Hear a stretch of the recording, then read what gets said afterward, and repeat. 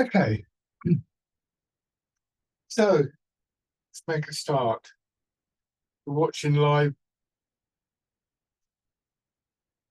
early enough in the week to still feel that you're warming up a little bit, waking up a little bit, and even if you're watching some other time on the recording, then also just be aware that it takes a little bit of time to settle in. Take it nice and easy. Just standing, feet directly below your hips, so not too close together or too wide apart, pointing forwards as much as possible, and just try and get a sense of dropping down a little bit, particularly through your hips, turning in the center of your body. So when you turn in your hips, your waist, you'll feel the movement going up into your ribs, into your shoulders, reaching your arms, pulling your arms around you. So shoulders nice and loose, arms nice and loose. You'll also feel possibly some movement through your legs, your weight moving perhaps. Try and keep that to a minimum as much as possible, but nothing should be forced. So if you feel fairly new to these kind of practices, just recognize that it does take a while for your body to condition. The way that we use the body in Tai Chi can be quite different to other physical activities. In particular, because we're trying to get a sense of softening or relaxation in some of the major muscles of the body, big mobilizing muscles, that that will inevitably mean that other parts of your body, skeletal muscle, tendon, ligament, for instance, fascia is another one, will need to engage a little bit more. And so if they're underused, which they often are, it will take time to condition, particularly the muscle and the tendon, because they develop very slowly. So don't feel that you're stuck in this posture. You know, if you need to every now and then, you just shake out a little bit. Rest if you need to. We're looking for a nice, easy, loose movement here. One of the ways of approaching these movements is to try and see them as movements that follow the path of least resistance. You don't want to create tension, stiffness within the body. And as we settle into our postures, one of the things we may realize is that the release of tightness, the release of stiffness in certain parts of our body actually creates a bit of space for movement. And that could be the movement of muscles expanding and contracting, joints moving. That would be more harmonious if there was space for them to do so. On a more subtle level, a sense of flow and energy beginning to move through the body, also in a very harmonious, very balanced way.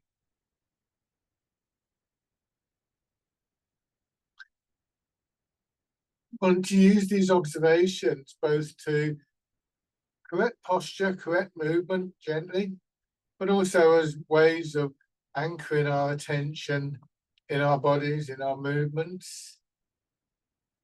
This begins to develop for us moments, and they are brief moments, generally speaking, of stillness, of calmness in our minds, where we're able to observe more effectively what is going on in the body. So we have these three key elements, three key aspects, I suppose you could call them, of the art, the three treasures of Tai Chi. Body, the mechanics of the movement, the physicality of the movement. Mind, our attention and our intention and everything that is involved in that. And movement, energy. And these three elements work with each other. We're not trying to develop a mind over matter process here. but rather bring these three aspects of ourselves into a state where they begin to work together and support each other.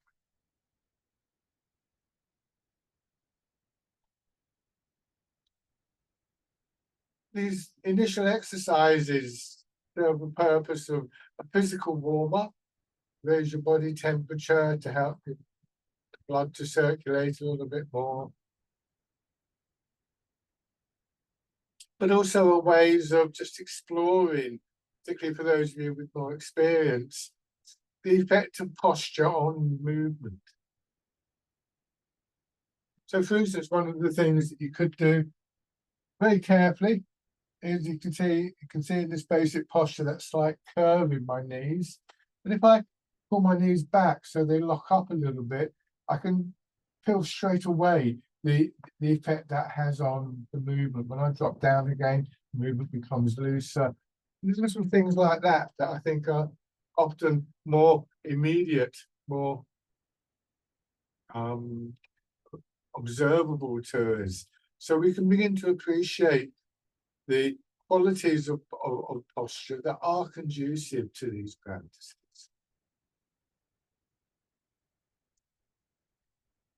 You want to feel that your body's supported by your legs, of course, by the ground beneath your feet.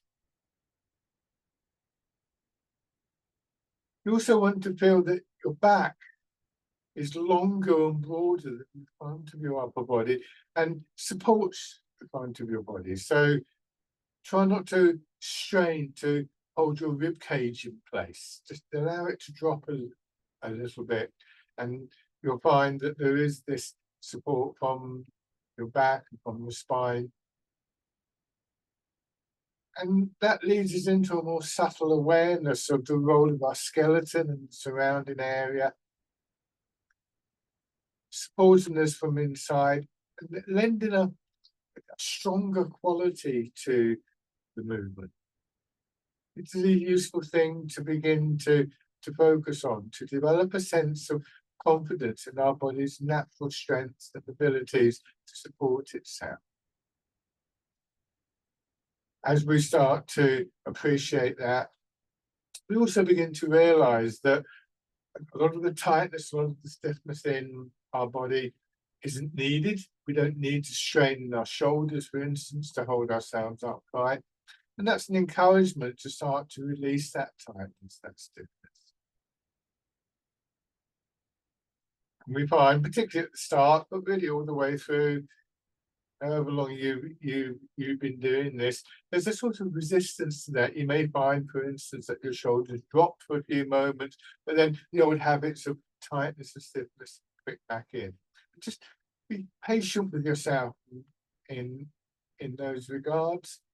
Don't get frustrated and think, I must break this habit of tightening because it would just reinforce it. Rather, refocus your attention and allow your shoulders to drop towards your rib cage. Feel the weight of your arms and your shoulders. And that process is not just about the shoulders, it's really something that's repeated all the way through your body. Now turn your hands palm out, raise them up a little bit, no higher than your shoulders, and slightly in front of your body, or slightly in front of your shoulders. Elbows hanging down. A little bit more open in the area of your rib cage, upper back, chest.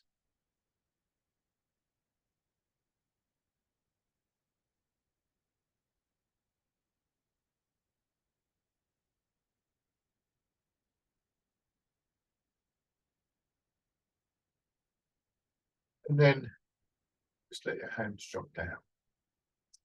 One of the things that we're looking to be able to do is to align and root. So we want to try and find a positioning for our body, an angle for our body, somewhere between too far forwards and too far back, that allows gravity to pull our weight directly down into our legs. When we start to find that, we also begin to experience our center of gravity dropping.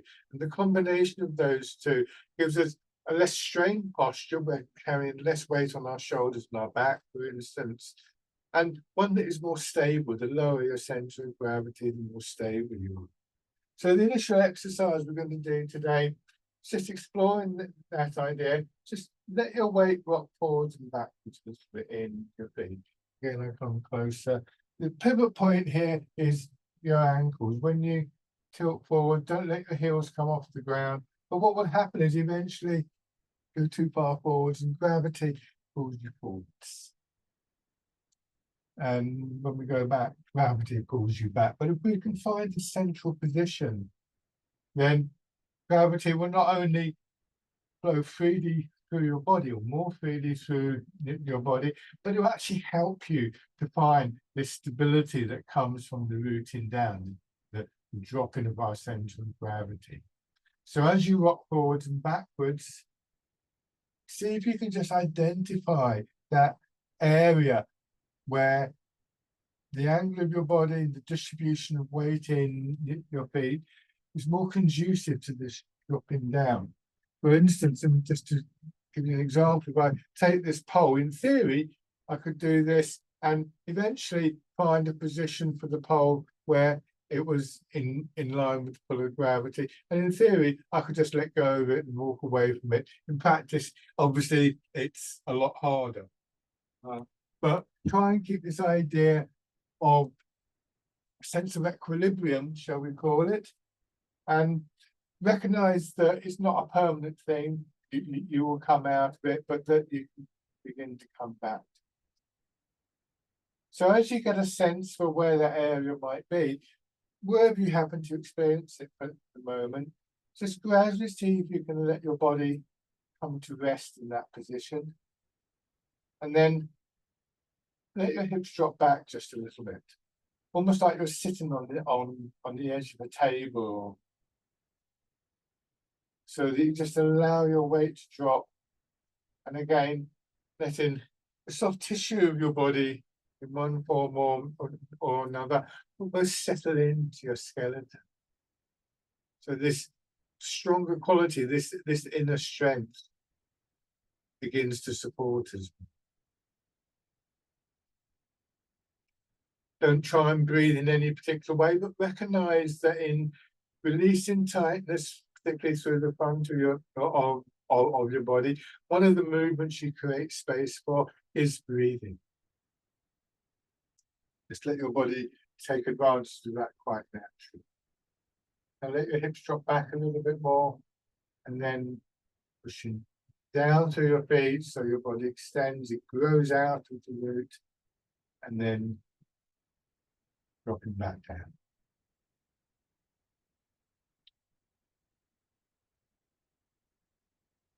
So let gravity draw your hips down, and let the natural resilience in your legs and the ground beneath you push you up. So we move between the limits of these two forces. One overtakes the other at either end. And again, just trying to let that settle into a nice steady rhythm. Bring your hands around as though you're cradling the ball without losing that awareness of what's happening in your hips and your legs.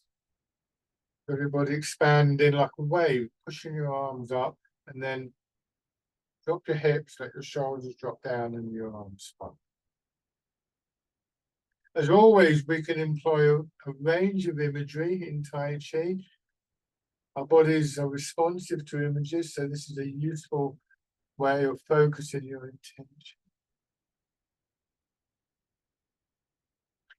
And as you go to sink down, imagine you're in water with a ball underneath your arms and you're trying to press the ball down into water. You're effectively trying to drop your weight onto the ball, but don't lean forwards. And in fact, the image of moving through water is a very, very common one in Tai Chi circles. And it can help to build that quality of inner strength that we find initially deeper in the body, but with the idea of moving through waters, offering a little bit more resistance than the air around us, our bodies begin to adapt how they move. So that image of moving through water both contributes to the stronger quality that builds, but also the flow of the energy, because we naturally soften our joints, our muscles when we're in water, because it's a better way of meeting that resistance. But this is rooting down. A key principle in Tai Chi, and really the first thing that we want to look for, this aligning of our body and a dropping of our center of gravity, provide the foundation for everything else. It's an ongoing process.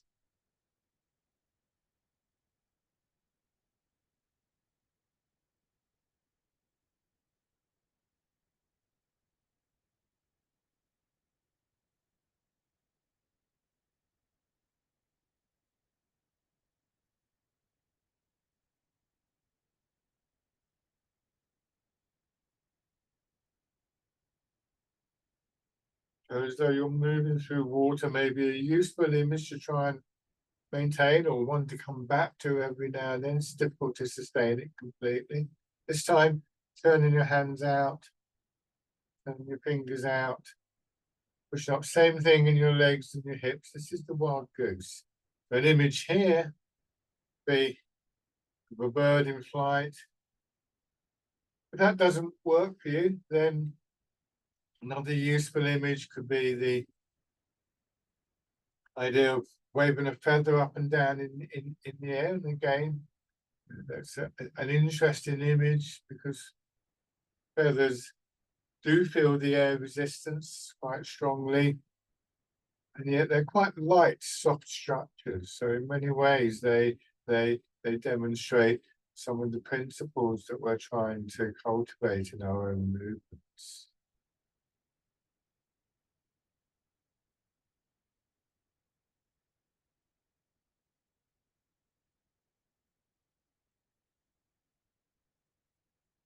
And then letting your hands drop down, cross in front of your belly. As you push up, elbows coming out, drawing your fingers around in a nice smooth circle. So you're painting a circle wall in front of you, both hands. So don't let your hands lead the movement. You move your hands. As we go through these different movements, we may find certain parts of the body resistant to the movement. You may find that those exercises that highlight that also serve to release those areas, but don't force anything. The movement, the quality of the movement that we begin to develop is a very fluid one, like water, as well as like moving through water. Water will gradually dissolve and erode obstructions.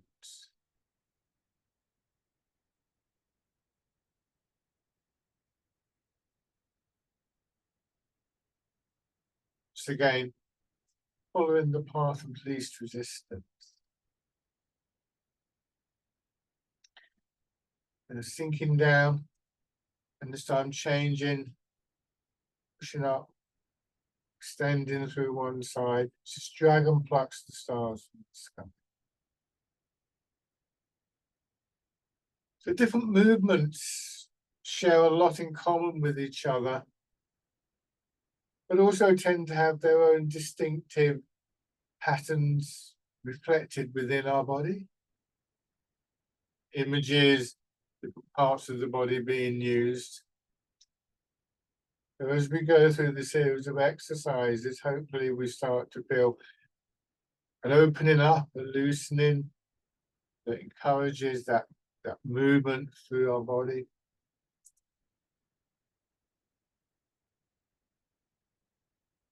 And quite often the images that we use, moving through water and waving the feather up and down, more effectively influence those small changes within the body than the bigger movements. And those small changes will build into the bigger movements. This is a gentle, ongoing process, not one to hurry.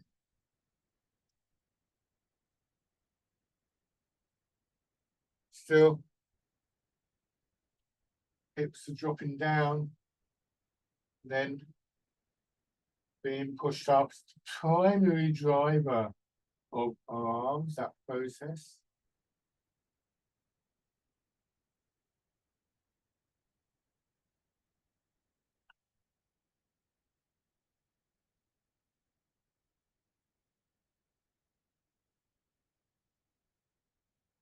I'll do one more of these. Then I come closer. And for the next couple of exercises, we don't actively go up and down anymore, but we do try and leave a sense of dropping down, particularly through lower back, hips and buttocks, feeling that they're overhanging slightly. So there was a aware of the downward movement through our body, the pull of gravity, and we're trying not to resist that. We're also aware that, again, there's that movement upwards. So we have this very fundamental cycle of movement, of energy through the body. Bring your hands to the sides of your body, just next to your hips, and then lifting up, this time, if it's comfortable, a little bit above your head, palms upwards, and then down. And push your hands out to the sides again, palms out now this time, and turn just a little bit in your body, turn back to the front, bring your hands in to your hips. Push out, turn the other way, not too far, don't strain in your back, and then facing forwards and push down. Body expanding and contracting. This is called pushing in 4 directions. And the 4 directions are strongly defined by where we're facing, by the angle of the center part of our body, that area between hips and waist. So that begins to shape, direct the cycle of movement that I described a few moments ago, downward with the pull of gravity, that feeling of a push upwards as it passes through the center, like a junction in that sense, where we can influence and intend a different direction of movement, a different shape of movement. This is why we're told in Tai Chi that the movement, the energy is rooted in the feet, with that dropping of our center of gravity and the associated quietening and centering of our attention. It's then transmitted through our legs as the parts of the body that connect the root with everything else. Directed, shaped through the center of our body. And again, this implies the importance of the focusing of our attention, less on our arms and our hands, more in the center of our body, and from there down into the ground.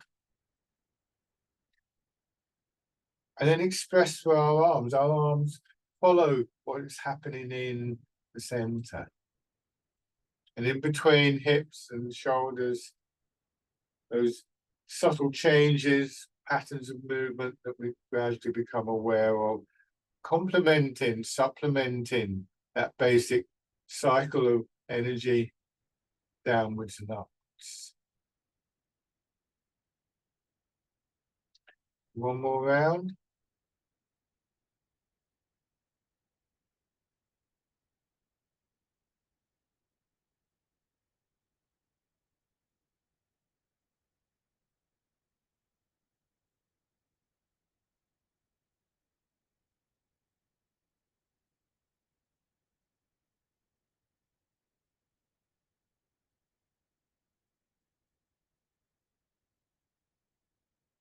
Now we change to the exercise circling palms, letting your hands drop down, and then just picking up on the upward movement, using it to swing our arm out and up above our head in line with our nose down.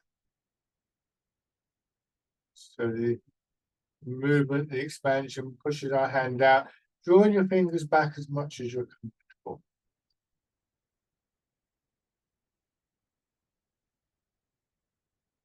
Just ask yourself, do you still get that sense of a flow in the energy? If not, are you moving too far? Are you straining for the movement? Are you restricting the space that the movement fills?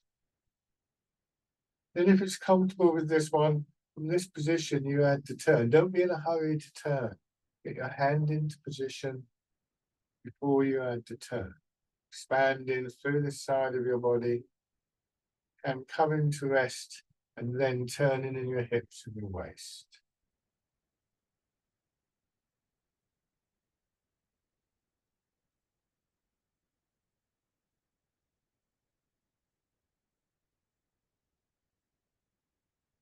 And then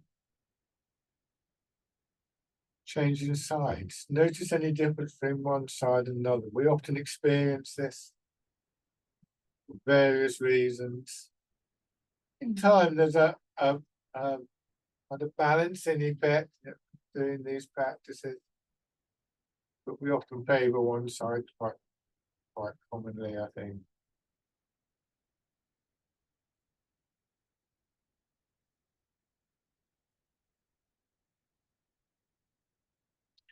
And then turn if it's comfortable.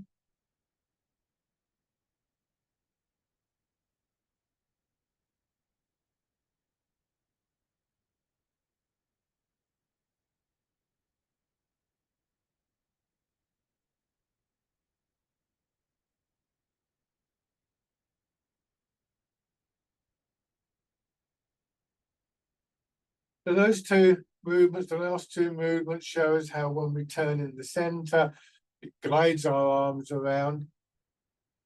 But we can also use the center in a different plane. If you tilt your pelvis forwards, notice how your head goes forwards. Just a little way, tilt the pelvis back, your head goes back. So the alignment of your pelvis vertically influences your upright stance. And remember, we don't want to strain to be upright. But if I'm, say, back here a long way, I'm going to tighten up in my chest. If I'm too far forwards, I'm going to tighten up in my back. Otherwise, I'm going to fall over. If I simply pull my shoulders back, I increase that tension. But if I can allow my hips to drop, to yield to the pull of gravity, my pelvis will begin to level out. So we begin to appreciate, again, huge significance of the center part of the body. So the next two exercises, we make use of that. Very careful with your knees, very careful with the back. It's not a question of big movements being better. Tilt your pelvis forwards, push your hips back. Notice how that sends your shoulders forwards. Drop down a little bit, and then let gravity just pull your hips down, level off your pelvis. Notice how that brings you to the upright position. And then again, 3 stages, tilt, pushing your hips back, and then almost like you're sitting down into a comfy chair. You're almost as though you're flopping back, and then what you're sitting into is your legs and your skeleton on the ground. So you sit down and just let your shoulders drop towards your rib cage, for instance. And then next time we'll bring our arms into the movement as you come up, pushing your arms out. It's just called rowing a boat in the middle of the lake. It's going back, arms being swung over, and then hanging by your sides as you come to the upright position. So notice how when we align ourselves in the way that I've described, when we yield, when we allow gravity, free passage through our body and allow it to pull our hips back, actually it helps us to find that upright position without the same sort of stiffening, straining that we often experience when we try to stand up. And again, this can be just a momentary experience, but one that we gradually build upon. So rowing a boat in the middle of the lake.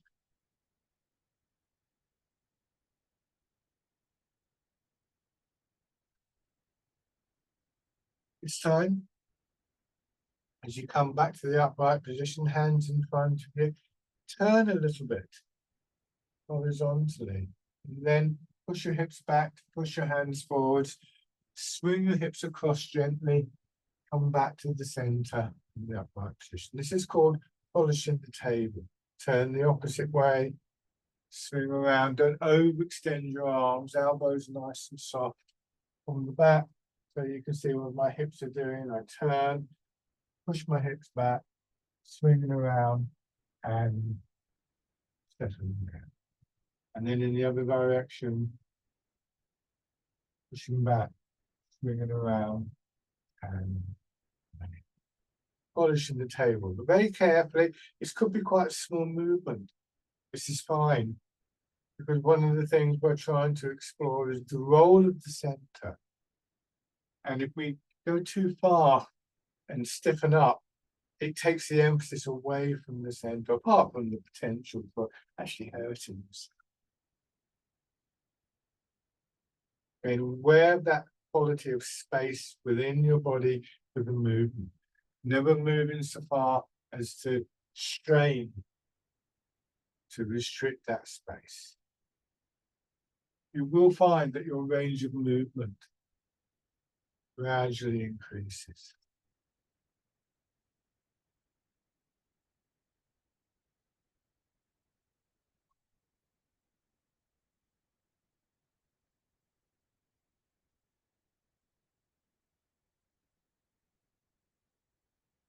One more.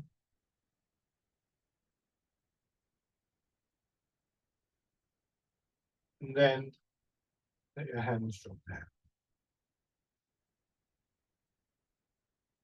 And shake it. So we become increasingly aware of the significance of this center part of the body, the area between our hips and our pelvis and our waist. It's that part of the body we want to feel is dropping towards the ground, just as if we were to sit in a chair. It will be that part of the body that we drop towards the chair. And so it's significant for the rooting down. And we can also see how it acts as a kind of hub, much the same way as an old-style telephone exchange or modern internet server. Messages go into the center of the body, our intentions, our thoughts, our ideas, our awareness, focus through the center of the body, and instructions will go out, the messages will go out to the body to perform certain movements, to create certain shapes. So it's a key area of the body for our sense of focusing, to produce our movements. It is also the heart of the still quality within the movement. It's sometimes described as being like the hub of a wheel. You think about a wheel attached to a bicycle, the hub is still and the wheel moves around it. So we have this combination of quietness and stillness and a very dynamic heart. And again, we have these three elements of body, mind, and energy interacting. So we begin to get a sense of this area of the body, and from here down into the ground as somewhere we can bring our attention to just quieten and to just still. And this is a very valuable aspect, I feel, of Tai Chi, that we create the pathways, as it were. We cultivate the pathways to a quiet place, to a still place that we can learn to return to, and we can learn how that benefits our movements. So still in the parallel stance, maybe with your feet a little bit wider, and you can have your feet turned out for this, and just again drop your hips down, soften your knees, and transferring your weight a little bit from side to side. This is quite a small movement, which is why it can be helpful to have your feet slightly wider apart. Just give yourself a moment to let your weight settle in each leg. So we're trying to get to a point where that sense of the root and that sense of the alignment isn't a fixed thing that always requires us to be perfectly in between both feet, but it's something that we can begin to transfer from one side to another, from one leg to another. So it's something, it doesn't, the stillness, the rooting down shouldn't be seen as something different to the movement. It's actually, like the hub of the wheel, essential to the movement. And we learn to move it from one point to another. Go into your left leg, so mirror my movements. Push the right knee forward so your heel comes up, and turn your body a little bit to the left.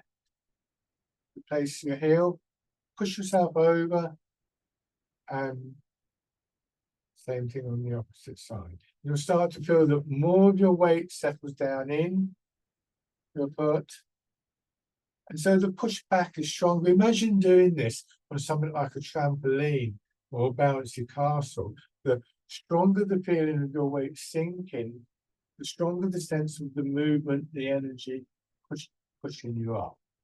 We don't want to go up though. So the intention here and the instruction conveyed through the center of the body, if you like to think of it as an instruction with encouragement, is not to go up now, but to go across. Bring your hands at the sides of your body.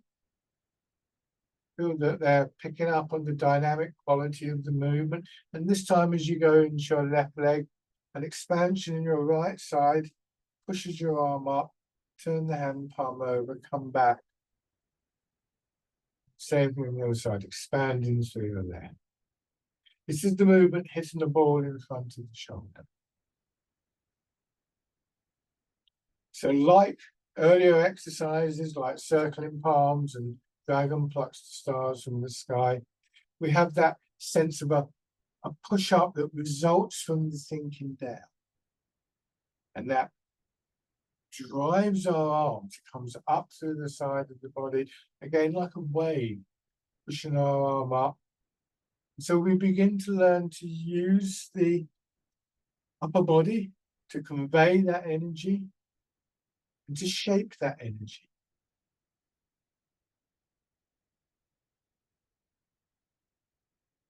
So as you get more used to the movement and you have a sense of the movement, and this is a gradual process, you'll find that this comes more easily with some movements than others, but you have an idea, an intention, a shape, and the encouragement is for your body to fulfill that intention, to flow into that shape. And in this instance, the name of the movement, hitting the ball in front of the shoulder, pretty clear intention there, one that is actually quite strong, quite dynamic. Again, we begin to realize that this quality of softening and yielding in the body, along with images like hitting the ball, moving through water, actually begins to develop this quality of inner strength. It's a strength that we might associate more with something like water again than with steel or concrete. It requires a softening and development of the springiness and the elasticity of our body.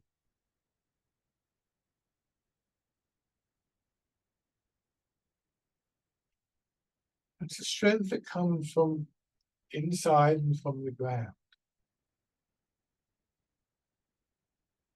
So as you feel your arm going up, just notice, are you, for instance, straining in your shoulder with the big muscles of your arms?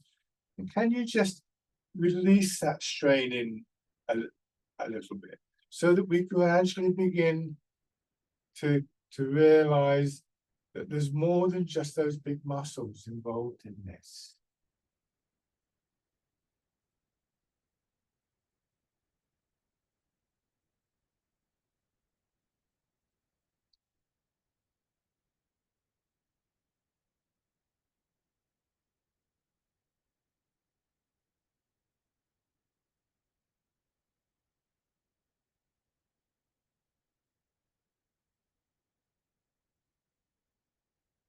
One more time. And then just stand. So when we start to transfer our weight successfully, we get a very dynamic quality indeed, but we try not to lose that softer quality, that more elastic, springy quality as I described. So when we talk about the movement being transmitted through our legs, this becomes a key element in the practice. The more we can develop that, the less we'll feel the need to strain and to overuse our arms and our hands. Our arms and hands are said to express the movement, the energy that is being created through these various aspects of the movement, the energy through the body. So developing that theme a little bit from the parallel stance. Imagine you've got parallel lines, like tram lines, running through your feet. Turn your left foot out and step forwards with your right foot along that line. So keep the width of your step. You can see the background between my legs. And just begin to now move the weight forward and backwards. Trying to just softly release in your hip and your knee to get that stronger feeling through your foot and your leg, and then letting it push you forwards. Same thing in the front leg, so take your time. If you can still have a sense of where you found that point of equilibrium earlier, when we were doing that swaying exercise, try and keep that in your mind as your destination each time your weight moves. That's the area of the foot that you want your weight to land.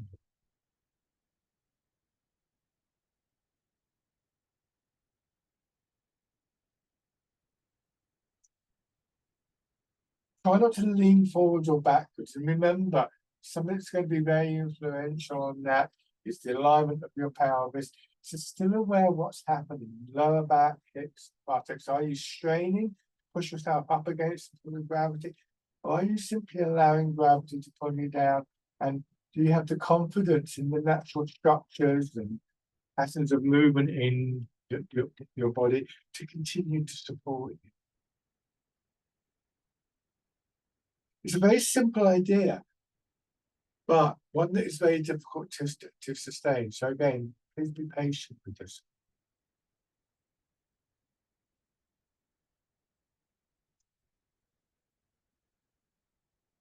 And then when you sink back this time, just gently raise your front toes. So more of your weight settling down through your back leg.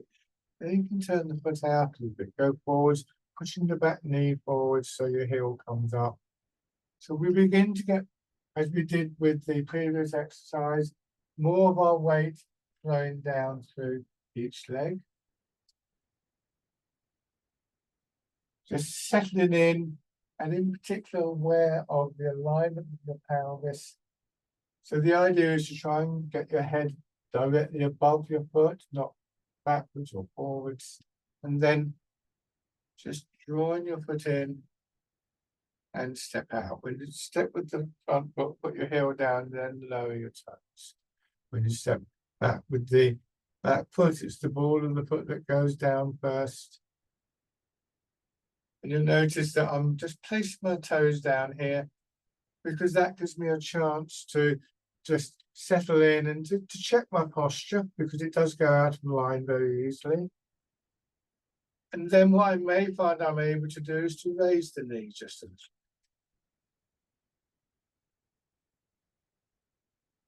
When we can align ourselves with the pull of gravity over our legs,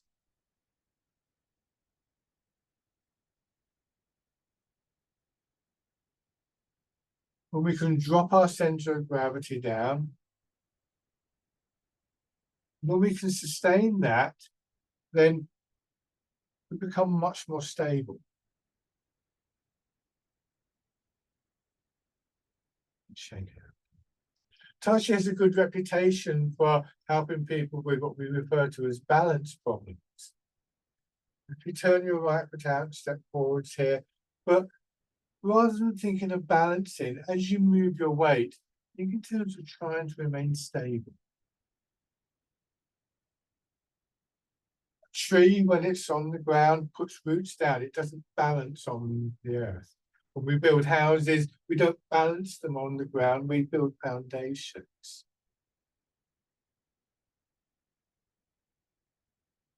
So the rooting down, the alignment, again, is crucial, and the role of the center in that is crucial.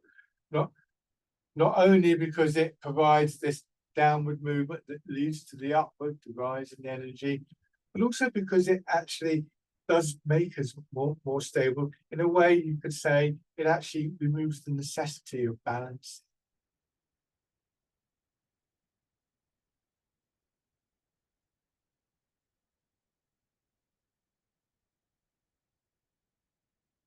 And as we move, again, you may notice resistance to all of these things. That's perfectly natural, perfectly normal. And use that principle of path of least resistance. Let the movement flow around those areas like a rock in a riverbed with the water flowing around it, so that they gradually get dispersed, dissolved. Beginning to raise your toes and your heel.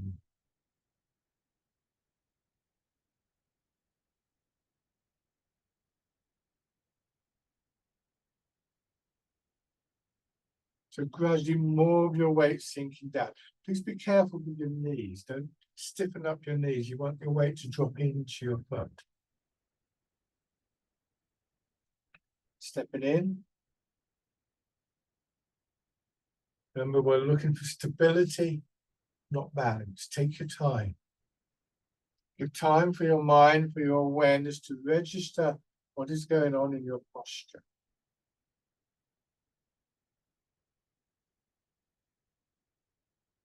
And then bring the foot in and either forwards or backwards, depending on where you've got room. Just taking a few steps. Again, you may find it's possible just raise your knee a little bit. That's not the main purpose of the exercise. It's to really try and maintain these qualities of stability and rooting down in movement. Then change direction if you haven't done so already.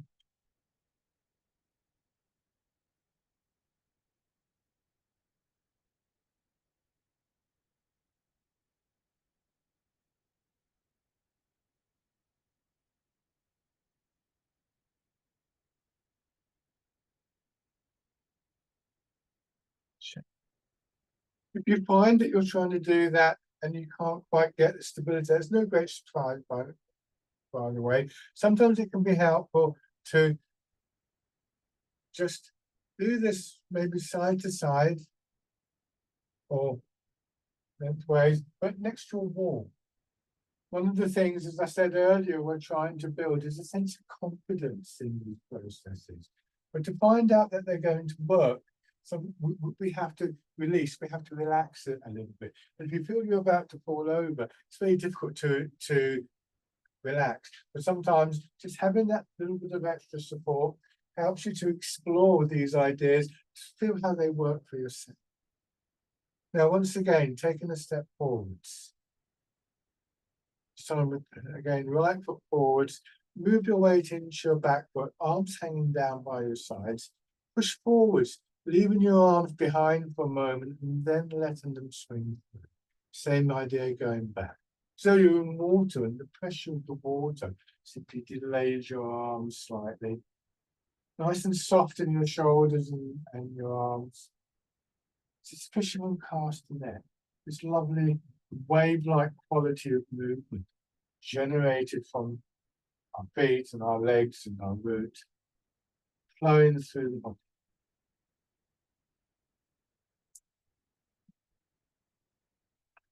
Arms naturally curving as they swing from your shoulders. Try not to stiffen up in your wrists, fingers.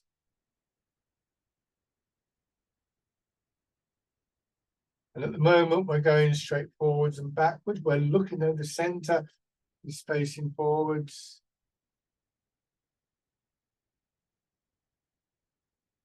But this time, when you go back, we redirect that movement, that energy, by turning towards the left, towards the back foot. So now, same idea, but we're drawing the arms across the body. As you become increasingly aware of subtle changes, particularly in the upper part of your body, note the patterns of expansion and contraction associated with each stage of the movement.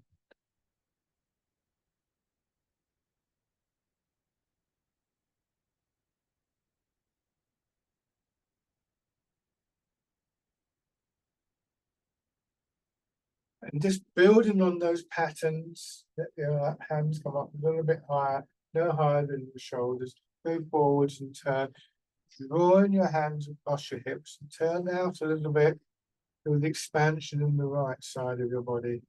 And draw back towards the back hip, expanding in the left side of your body. And those movements, drawing your hands and your fingers around in a sort of sideways figure of eight.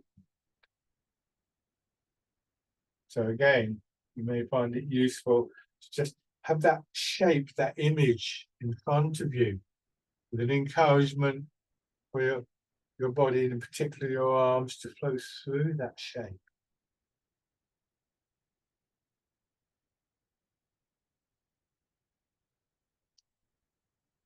And then blending that with the stepping exercise. Go back, raise your front toes, bring your foot in as you turn. Step forwards again, foot slightly turned out. As you turn, feel how that helps to bring your back foot in. Once again, if it's comfortable, as your arms come up, maybe a knee coming up a little bit. If that throws you off, if that causes you to stiffen up, oops, as it did then for me, I'll put my toes down. That wasn't planned, by the way. Sometimes that will happen. You may lose the focus of your attention on your foot, the alignment of your body. And that can easily lead to that slight wobble. And as I say, when you do feel it, just settle down again and start the whole process over.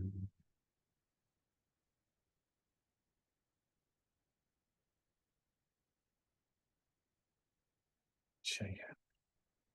Try those movements with the other foot forward. So it's going to be your left foot forward, you turn your right foot out, step forwards, sink back, feel the push like a wave flowing through your body, pushing you forwards, drawing your arms, pushing them across.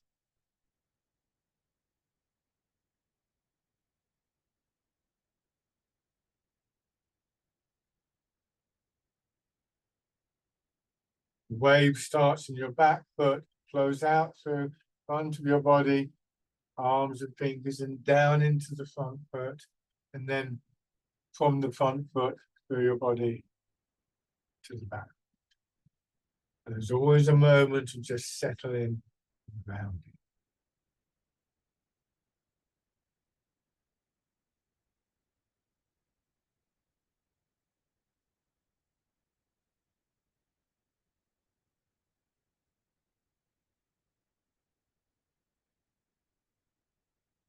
Then turn it.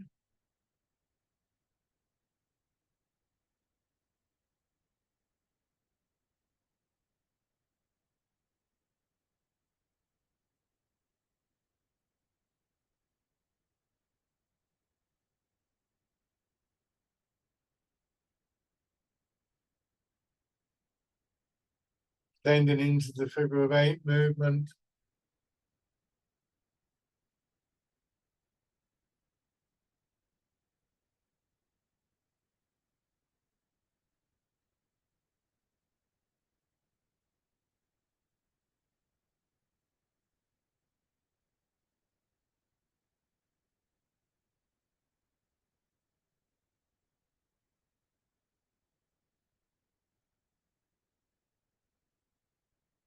Step in.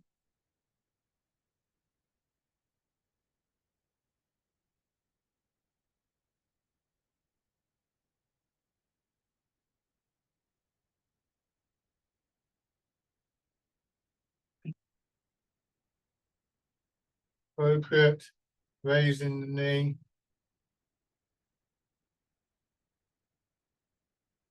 If you're doing that, then make sure that you're not tilting your pelvis over, which will make you do that. And then again, in either direction, whichever's got the most space, stepping through.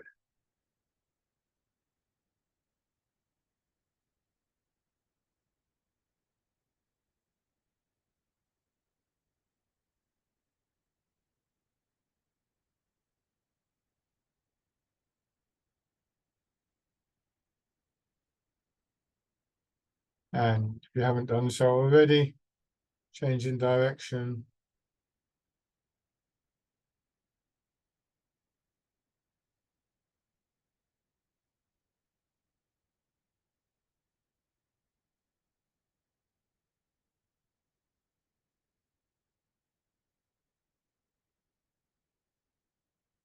One more time.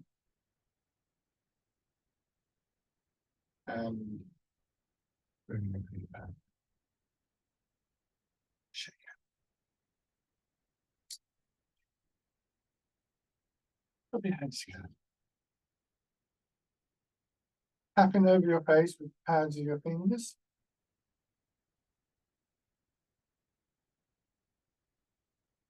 And then over the top of your head with the palms of your hands. And one shoulder. And your arm. On the other side. And then one hand or both hands, the lower part of your back. And then from your hips down the outside of your legs. The inside.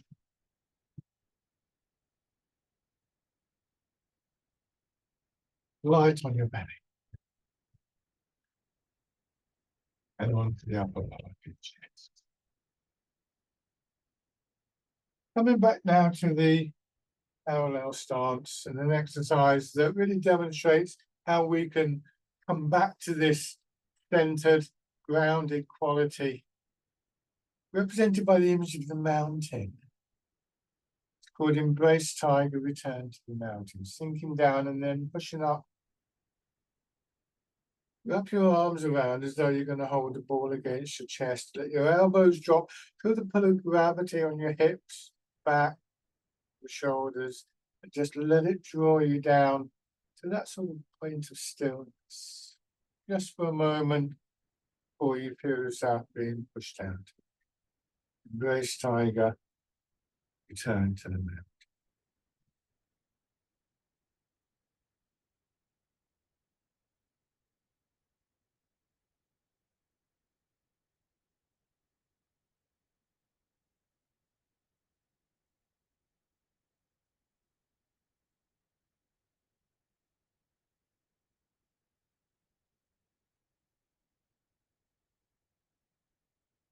Time. You just stand in this position of being rooted, aligned, just aware of that quality of stillness that comes from the inward focusing.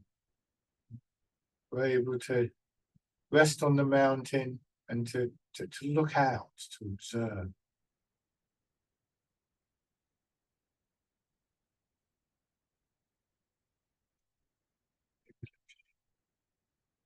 Lovely.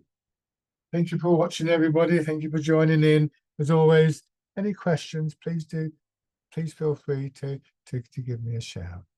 Bye-bye for now.